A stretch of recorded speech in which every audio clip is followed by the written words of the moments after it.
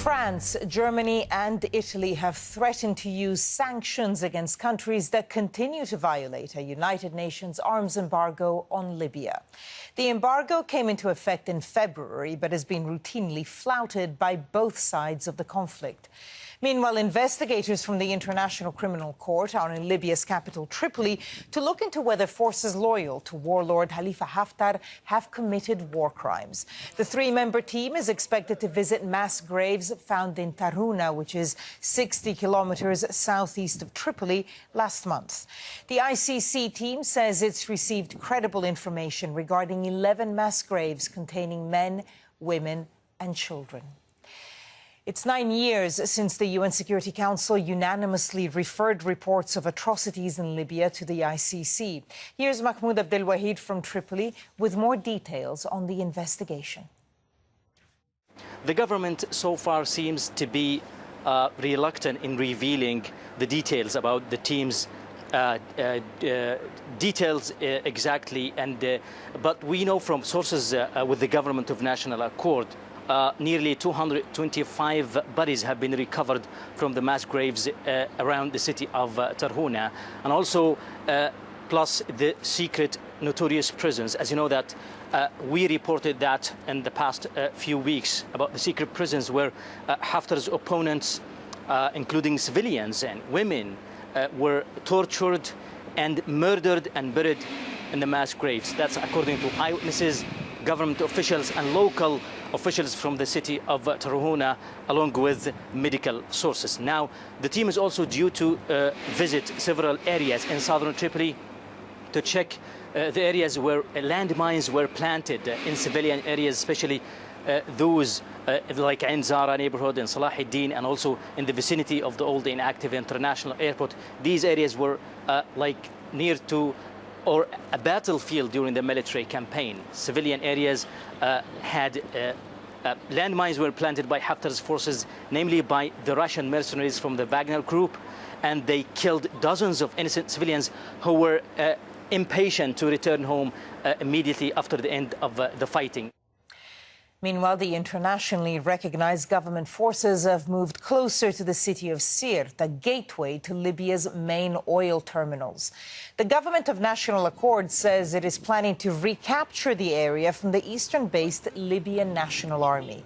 Witnesses and GNA forces say about 200 vehicles moved eastwards from Misrata along the Mediterranean coast towards the town of Tawergha. The GNA has recently recaptured most of the territory held by the LNA in northwest Libya, ending warlord Khalifa Haftar's 14-month campaign to take the capital, Tripoli.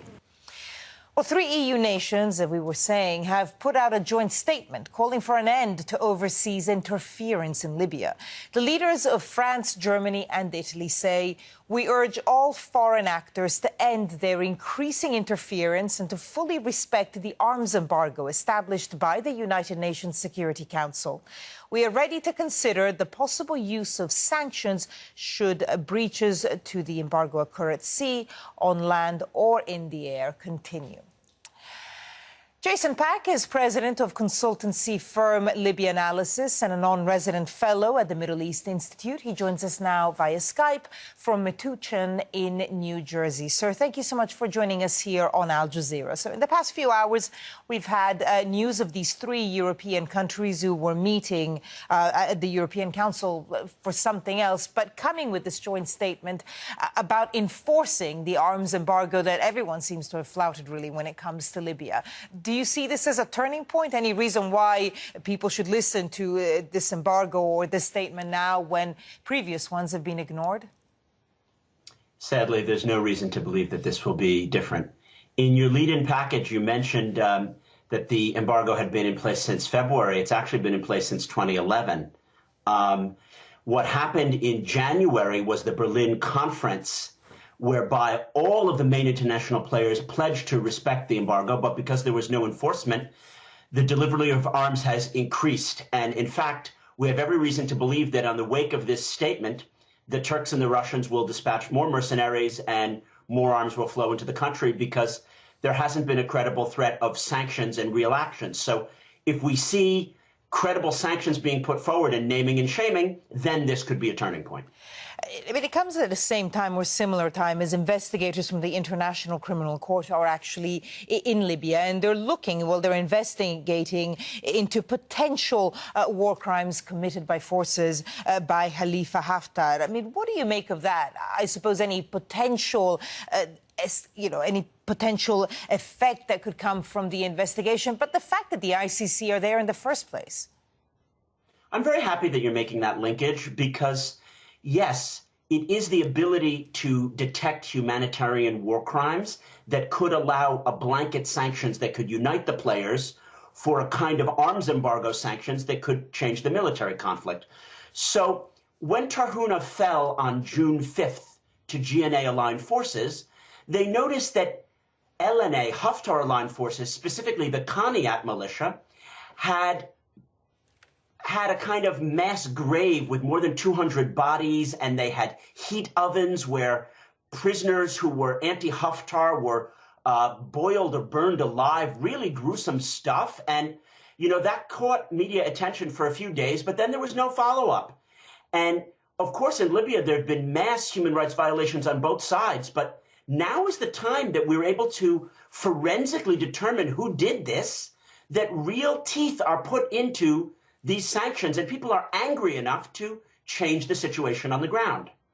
I mean, you mentioned changing the situation on the ground. I mean, we've seen Libya become a proxy war for many regional and international powers as well. What do you think would need to happen for, I guess, either the powers to respect the embargo or maybe some kind of negotiation between the two warring sides? Well, we live in a new phase internationally, which I call the global enduring disorder. And there is no universal leader. Trump's America has ceded international leadership, and therefore there's no reason that the Russians or the Turks or the Emiratis would magically wake up and say, oh, I'm going to all of a sudden respect the arms embargo. No, it's in their interests to not respect the arms embargo. We need a coalition of actors, probably led by the Europeans, to actually deploy real sanctions and threats and drive people to the negotiating table. If there's not a mutually hurting stalemate, the actors won't come to talk peace. And that mutually hurting stalemate needs to be imposed. So I hope people could grow a pair and actually make concrete threats. We'll see if that happens in the coming weeks and months. Jason Pack, president of consultancy firm Libya Analysis, thank you. Thank you.